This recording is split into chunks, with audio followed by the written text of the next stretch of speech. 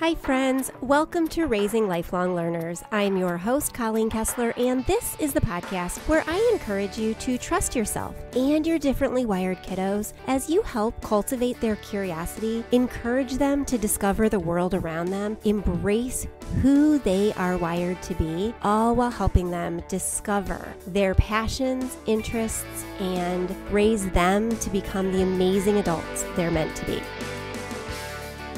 Hey, welcome back. This is episode 215.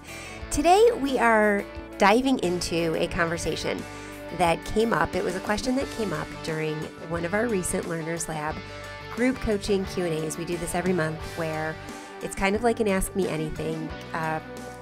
Members submit questions ahead of time and I sit down.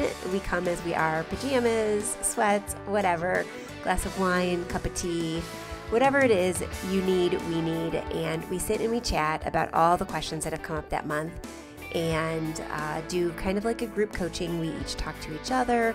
I share my thoughts and ideas. It's a really great time. Sometimes we have a lot of questions and we go on for several hours. Sometimes it's quick and we go on for about an hour, hour and a half, but I'm committed to answering every question that comes up during that time. We're going to talk today about a question that came up during one of our recent Q&As because it sparked a really great conversation and one that I feel is important to go a little bit deeper on, as well as bring to kind of the greater community because it's something that comes up with our neurodivergent kids often and is important for parents to think about, talk about, and be ready to help their kids out during.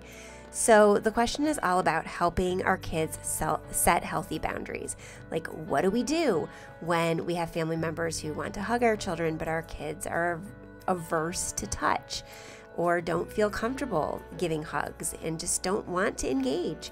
How do we help our kids set healthy boundaries when oftentimes the adults around our kids don't respect or honor boundaries when they come from kiddos?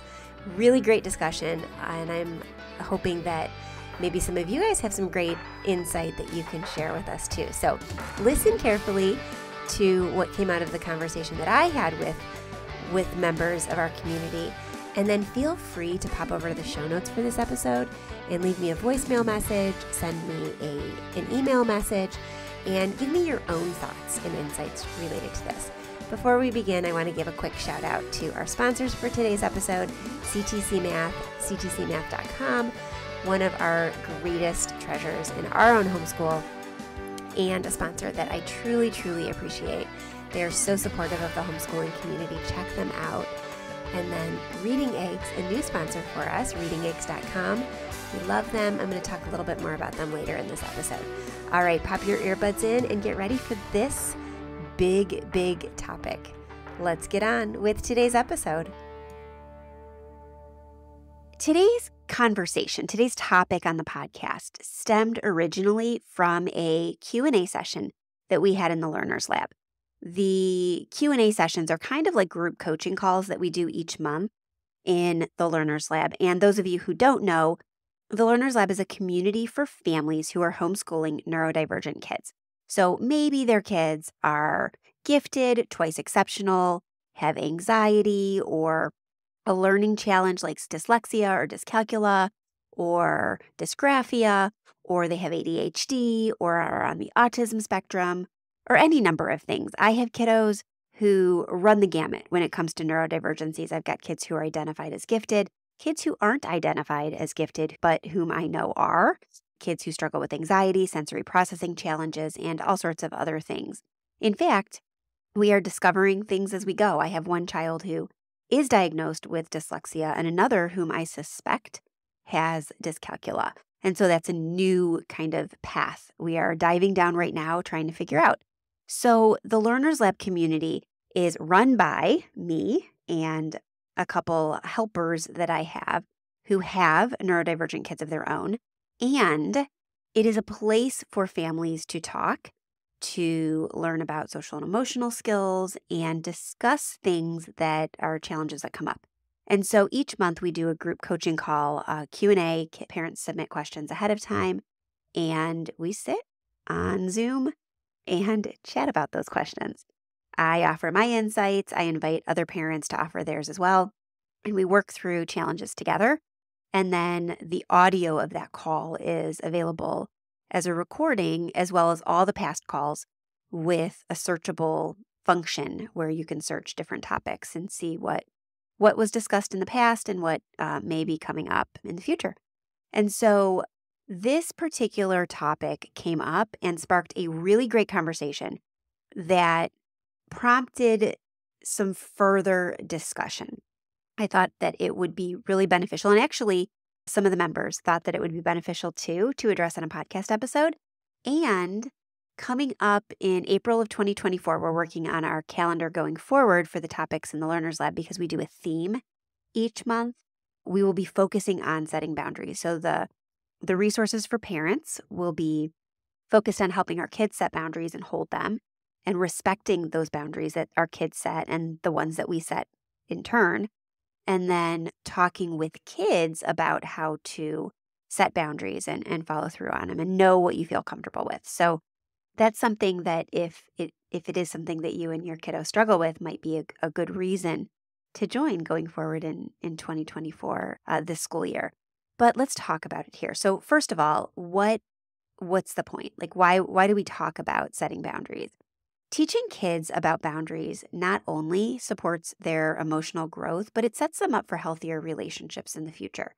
It's an important aspect of their social and emotional skills and the maturity that they will need as they grow into adulthood. We are going to talk on this episode about boundaries themselves, kind of understanding them and how to talk to kids about them, what our role as parents is in teaching our kids boundaries, how to start these conversations with our kids, especially when they're really young, and then some strategies for teaching boundaries with our kids, and then how to empower them to stand up for their boundaries and address some of the challenges that go along with that. And then finally, celebrating our kids when they set their boundaries and stand by them, and helping our kids understand how important it is to celebrate themselves when they've been able to stand up to their boundaries and their need for them. So let's talk about that. How can we help our kids understand boundaries and what they are? Well, first of all, boundaries are like kind of an invisible fence, right? They keep us safe. They keep us secure. They help us honor and respect our bodies and our mind's needs. So first of all, boundaries are like an invisible fence, right? They keep us safe, secure. They help us understand and protect what our bodies and our minds need in order to feel safe, respected, and in control. Help our kids know that and understand that it's okay to say no when maybe they don't want a hug from a relative or they don't feel comfortable being left alone in a situation. Understanding the physical boundaries, the concept of physical touch and what they feel safe with is very, very important for our kids. Physical boundaries are something that we want to make sure that our kids know, trust themselves in, and can assert themselves. Emotional boundaries also empower our kids to express their feelings and set limits to what they're comfortable sharing when it comes to a certain situation, especially when it comes to their feelings in a given situation or how they want others to talk about or talk to them. And then there's also the digital boundaries, right? And helping our kids navigate the online world safely, like not sharing personal information with strangers and knowing what they can and can't share and what is safe and what isn't online. Parents are the primary role models when it comes to this. And so it's important for us to respect our own boundaries and the boundaries of others and help our kids see that. So if we're feeling tired, say it's been a long day, we're overwhelmed, it's important for us to say to our kids or let them hear us say to somebody else if we're being invited out that, no, it's a little too much today. I'm tired, but I'd be happy to meet you out tomorrow or another day. Or to tell our kids, hey, I'm feeling a little overwhelmed and I've done a lot today. I'm going to need to take some time. I want to go to my room and I just want to read for a little while, or I'm going to curl up on the couch here. You're welcome to watch a movie, but let's not talk. Let's just kind of like be in quiet together. And so they are learning that it's okay to step back when they need to and assert themselves when they need to. If you don't want to be hugged, because maybe you're also a sensory person. We talked about this in our episode with Sarah Collins not that long ago, episode 211, that sometimes we as parents are also neurodivergent when we're parenting neurodivergent kids. And so we've got some of those sensory challenges and anxieties too. And it's important that we let our kids know when we've reached our own threshold so we can model that for them so they can assert themselves when they've reached their thresholds as well. And then sharing instances with our kids or showing them how to respect others is important. So we can talk about that. Like, hey, I get what you're feeling. You don't want to go over to your friend's house today. That's okay. It's important to let someone know when you're tired or you're not up for it. The other day, my sister asked me to meet her out for coffee, and we had done a lot in our homeschool that day. I had a lot of running around to do with you guys, and we got a lot accomplished at home, and I was just really tired. And so as much as I love my sister, I didn't want to go out with her that day. So we're going to go out next week. Just like you telling your friend that you didn't want to get together today because you've had a lot going on. It's important to respect that signal in your body. So letting them know and then showing them the same things that you've done. Also, showing them that you respect their boundaries, asking your child permission before borrowing their things, perhaps. My daughter, my 16-year-old, borrows my clothes a lot. And the other day, I needed something of hers. And I went in and I asked her if I could borrow it. I didn't just take it, just like she doesn't just take things of mine. And so it's important to have that reciprocity. When I ran out of hairspray and I needed to borrow my daughter's, she was asked. And that's important. We can do this even with very young children. It's important for us to do a few things when it comes to setting boundaries, teaching our kids to set boundaries, and respecting our kids' boundaries. Hey there. Okay, so I want to tell you a little bit more about CTC Math. We've been using it for a few years now, and I had a conversation with my daughter the other day. She came to me and she said, Mom, I was going to the next lesson in my math program, and she said, I looked at it and it's something that I already know how to do. Do you want me to go through and just keep doing it? That seems kind of boring. And so we glanced through the different lessons that were in the unit, and she did. She could tell me exactly what she knew and proved that she knew all of the stuff that was coming up over the next 10 lessons. So I said, okay, skip it. You don't need to do something that you already know how to do, and you just proved to me that you know how to do it. That's just one of the reasons I love CTC Math.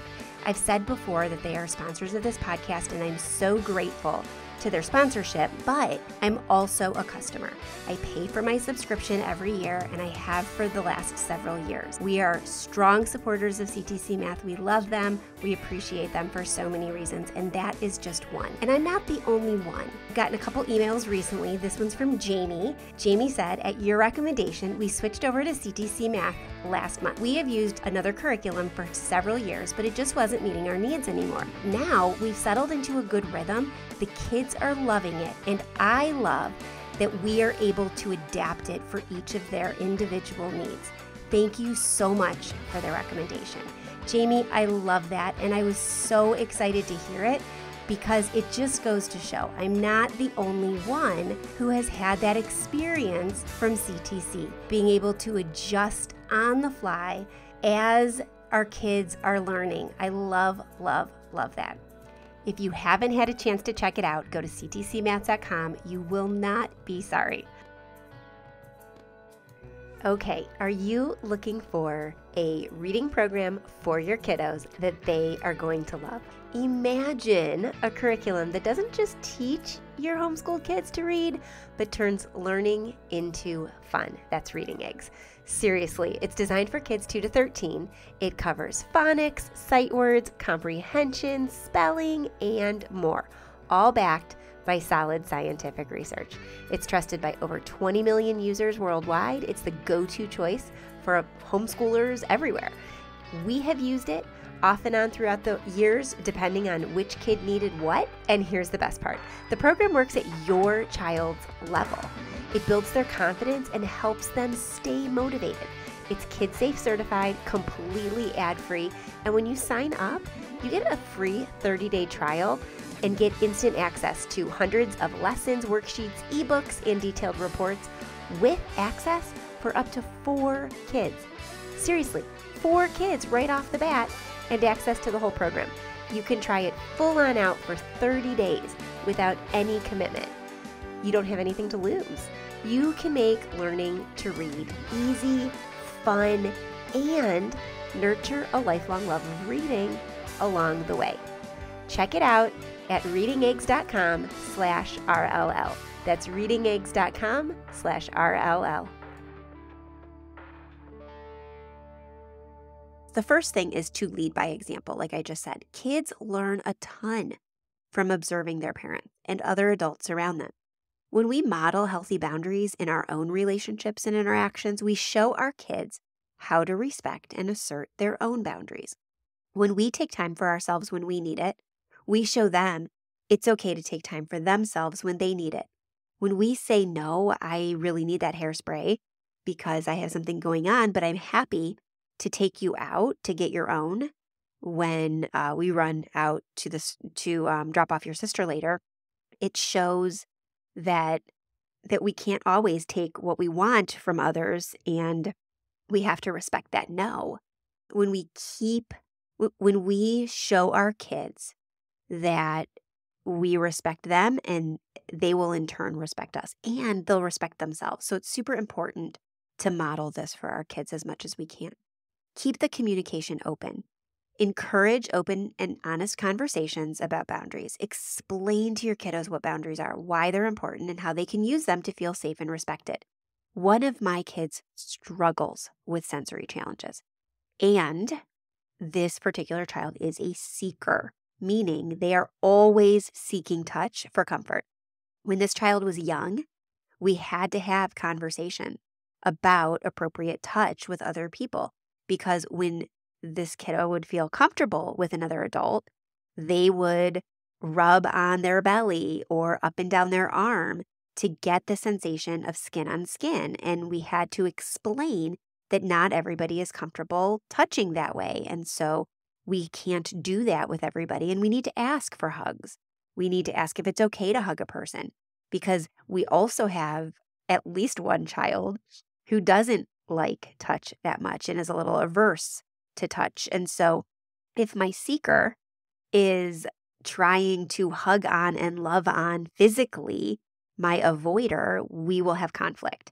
And my avoider's boundaries are just as important as my seeker's boundaries. And so we need to communicate that from early on in age-appropriate ways and show them how important it is. And let them know that it's okay if someone says, I'm not in a mood for a hug right now. Can I give you a hug later? Or I don't really want to be touched right now. Could you go ask your sister if she can give you a hug? That's okay. And it's crucial, really, to have that open communication, because then our kids will be able to say that too. I have one that is not comfortable hugging others, and that caused a little bit of conflict early on with extended family members. And I had to have conversations with extended family members. And actually, this was the conversation that came up in the Learners Lab, which sparked this whole discussion. The idea that the spouse of one of the moms, the mom asking the question, didn't feel that it was appropriate for their son to say no to hugs at family gatherings. And she felt that it was absolutely appropriate for their child to say, I don't really want to hug grandma tonight. I don't want to be hugged. I don't want to hug. And so having a discussion about why that actually is important and sets our children up for success was valid and a crucial conversation to have, right? First, with the other spouse. I understand that you come from a family that values hugs and sees that as a sign of love, but sometimes people aren't comfortable hugging, and we need to communicate that in a way that doesn't offend grandma while still respecting our child. So maybe we can come up with a secret handshake or something else, or a high five, and then say, when you're feeling comfortable, if you're willing, grandma would love a hug. And if not, that's okay too. And then make sure grandma respects that, because ultimately grandma's an adult And we need to keep our kids safe and allow them to feel that way. Which brings me into my next point. It's important to respect our kids' choices. Teach our children that they have the right to say no to any physical touch or interaction that makes them uncomfortable, even if it's from someone they know and trust. This empowers them to take ownership of their bodies and their feelings. We want our kids to have this skill. We want our kids to have to respect their intuition. That's why they are intuitive beings. They know when something doesn't feel right. Studies show that abuse happens often, like alarmingly often, from people that we know. And so we want our kids, not expecting to be abused, but we want our kids to know that it's okay to say no to anything that makes them feel uncomfortable. This is an important life skill. We don't want our children thinking that they have to take whatever it is that's dealt to them because they're the child and the other person's the adult. We want them to trust themselves. We want them to take ownerships of their bodies and their feelings. We want to teach our kids consent. We want to start teaching that concept of consent from a young age. Help them understand that they should ask for permission before touching someone else and that others should do the same for them. There is nothing wrong with saying, no, I don't want to be touched right now. And there's nothing wrong with being told, no, I don't want a hug right now. There's nothing wrong with it. And so let's teach our kids and normalize that idea.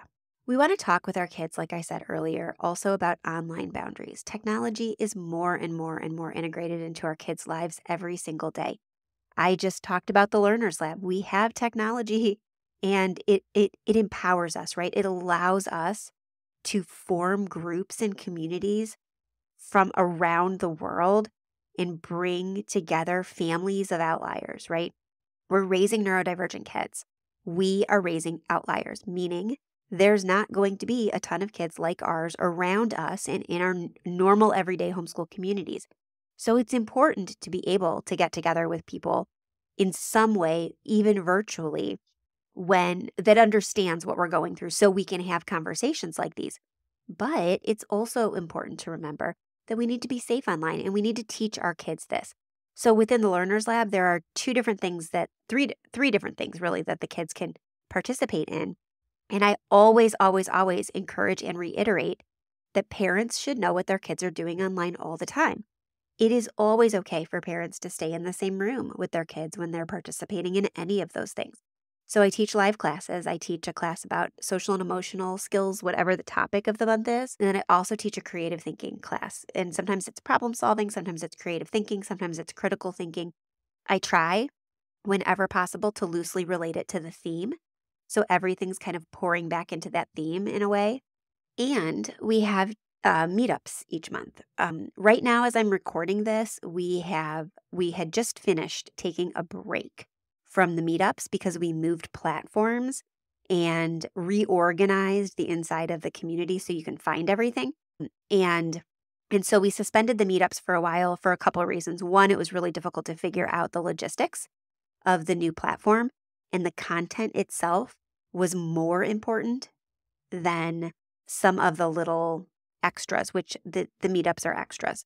And two, because the facilitator that we had for the meetups, anybody that works with kids, it's really important for me within the community to make sure that they are vetted and they are safe for kids. And the person that I had been working with was no longer able to run the meetups. And logistically, with my own pull-on times, or time pulls with my kids and the things that I'm already doing with recording the podcasts and creating the content and teaching the live classes, I couldn't fit them into my schedule without help. And so we waited till we found another facilitator and got the community back up and going on the new platform and organized really well and set up. And I'm super excited because the facilitator that we have right now is great. She has a background check. She's a teacher and has her own neurodivergent kiddo that she homeschools. So she comes at it from all the different angles.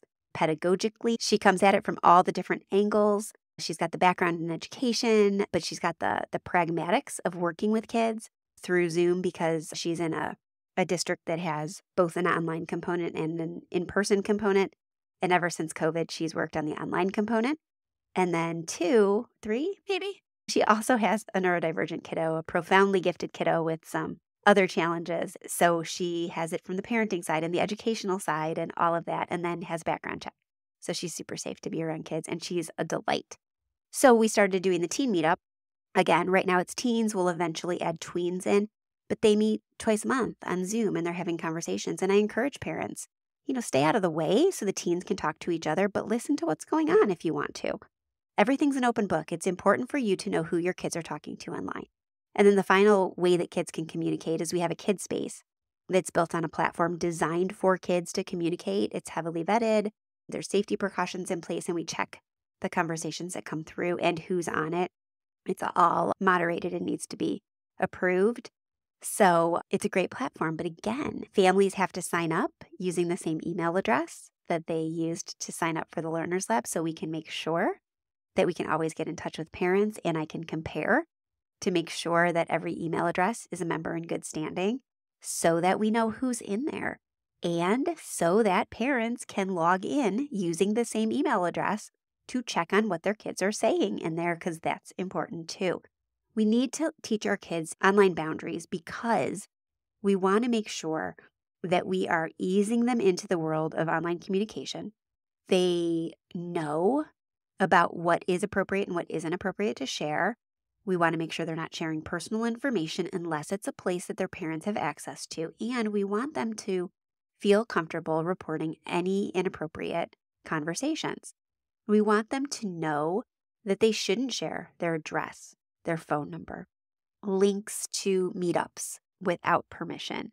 They should not be. My kids weren't allowed for a long time to join any servers for different video games that they're a part of. And now they are only allowed to join ones that we know people personally. When it comes to social media, when my kids are joining social media, they, especially at first, are only allowed to follow people whom they know in person. And so we really, really talk about the importance and safety of being online and how to do that. We also want to validate our kids' feelings when it comes to boundaries. We want them to know that their feelings are valid, even if they differ from what others might feel. So when grandma wants to hug, little Johnny at the family gathering, but little Johnny does not feel comfortable being hugged and hasn't seen grandma in 6 months, so is a little nervous around her, we need to let our kids know that those feelings are okay. They're valid. Yeah, grandma's super excited to see you, and that is great for grandma. We want grandma to be excited to see you. But if grandma lives out of state and you don't remember her because you haven't seen her in so long, you deserve the time to warm up to her and decide how comfortable you are. We want our kids to understand that their boundaries are personal and unique to them. And grandma has other boundaries. And while they may differ, one is not more important than the other. And that is crucial for our kids. And we need to make sure that our partners are on the same page with us, that we've had these conversations, particularly if we know our kids are nervous about meeting others. We want to encourage our kids to be assertive when it comes to their boundaries in a polite way. We want our kids to know how to assertively communicate their boundaries. Let's role play different scenarios, maybe where they might need to express their feelings or needs with others. If we know we're going somewhere and grandma's going to be there, then we could role play that. Hey, grandma's going to come up to you and she's going to want to give you a hug. And it's okay to step back and say, I'm so excited to see you again, grandma, but I'd rather not have a hug right now. That's okay. So let's teach them assertiveness in a way that's not mean, that's just firm. We can also teach little kids physical boundaries by playing games like red light, green light to demonstrate personal space, keeping them, certain amounts of space, steps away from each other. For emotional boundaries, we can model this for our kids by saying things like, hey, I understand you might not want to talk about your day right now. It seems like you've struggled a little bit. You know what, though? I am here when you are ready. I'm here to listen. And then digital boundaries we can talk about by setting rules together. Like I said before, not accepting friend requests from strangers online. When we respect our kids and we teach them to be assertive and we role play and we play these strategies and we try these different things and teach them assertiveness, we empower them to do the right thing, and we empower them to know that we are a safe space for them to talk to. When one of my kiddos decided to take some college classes and realized, and I mentioned this in the last podcast episode, that there weren't others around her age in there, and she was more comfortable with me nearby, I stayed. It's not a big deal. I want my kids to be able to ask for the things that they need and stand up for the things that they need. It's super important for them to feel safe and comfortable. Another strategy that we can use, especially when we're at home, is we can create safe spaces for our kids, especially if you've got a kiddo like I do with anxiety or sensory processing challenges. A room, a corner, an area that our kids can decompress and feel comfortable is super important. One of my kids loves to go out in the backyard and either swing in the hammock, listening to music, or swing on one of our swings attached to our swing set, just to get away from the hustle and the bustle of the house. And this particular child will stay out there for an hour or more, or until somebody else comes out or lets the dogs out, and then they retreat back inside. That child likes to, that particular kid is not a specifically outdoorsy child, but they like the calm and the breeze and the trees and the motion of swinging. One of my kids likes to go up to their room and retreat to toys and Legos and stuffed animals that are comfortable for them. One retreats to technology. And so make sure they know what their safe space is for when they're feeling overwhelmed, when their boundaries are threatened, or when they just need some time. That is a boundary as well. It's important for them to let us know when they need some time. Respect emotional boundaries. Teach our kids to respect not only physical boundaries, but emotional ones as well, and respect their boundaries. Help them understand that they don't have to share everything if they're not comfortable doing so, and that you're there for when they're ready, and don't push when they aren't ready to share. Keep asking, keep being there, be non-judgmental when they do share, validate them, empower them to continue sharing with you. Respect their emotional boundaries. In turn, make sure they're respecting each other's.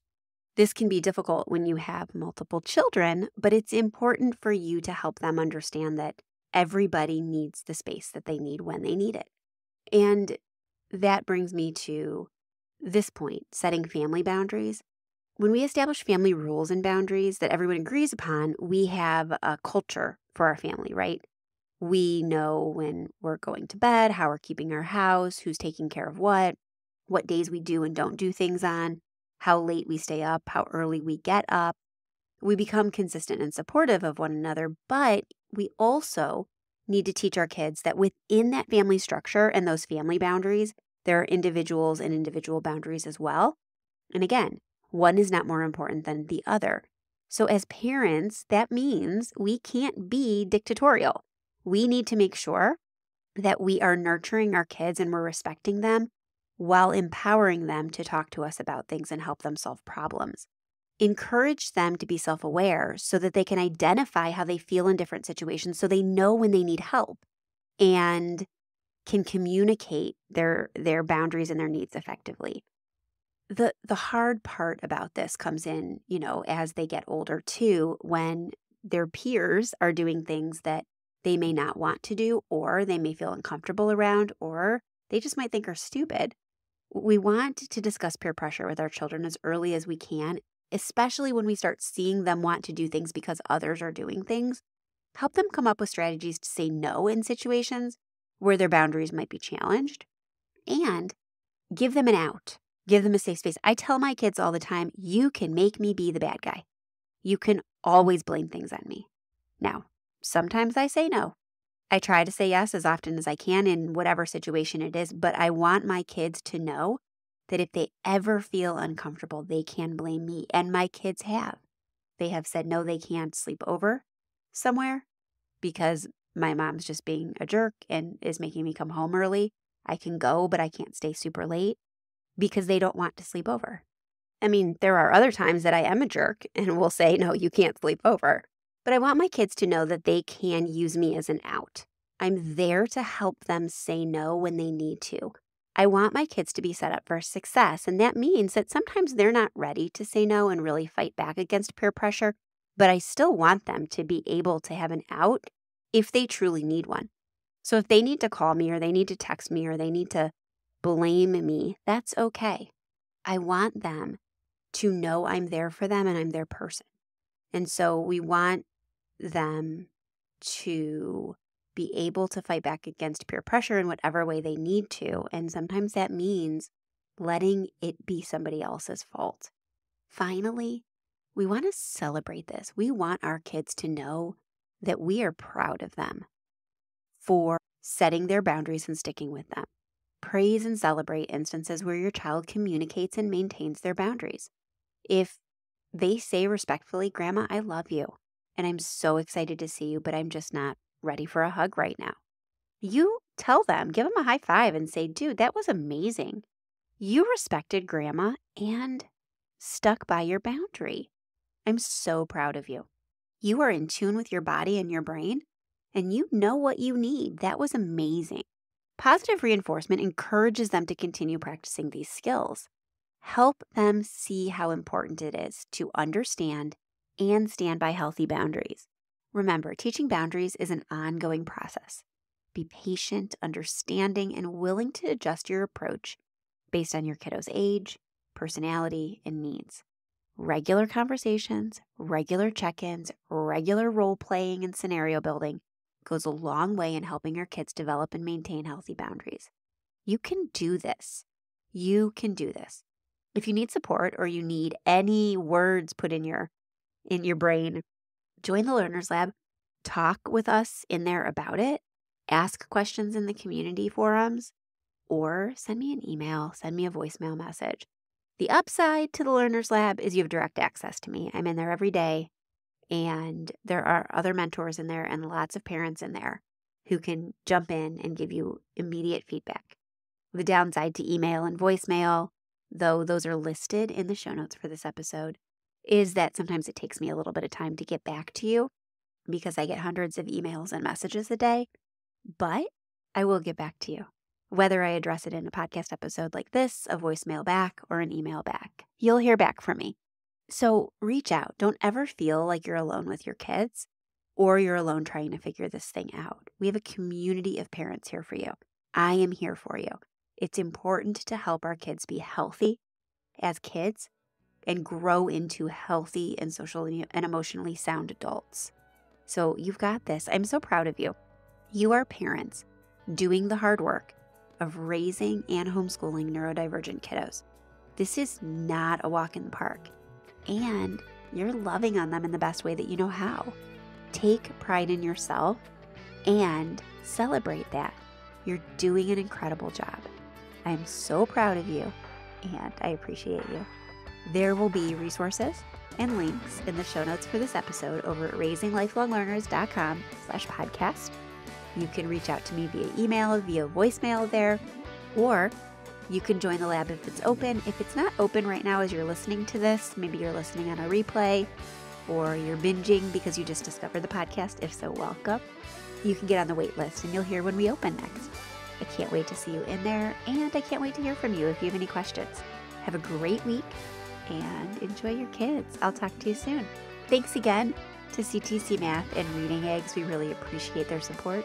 Check them out if you haven't already. ctcmath.com, readingeggs.com. And I will talk to you soon. Same time, same place next week. Bye for now.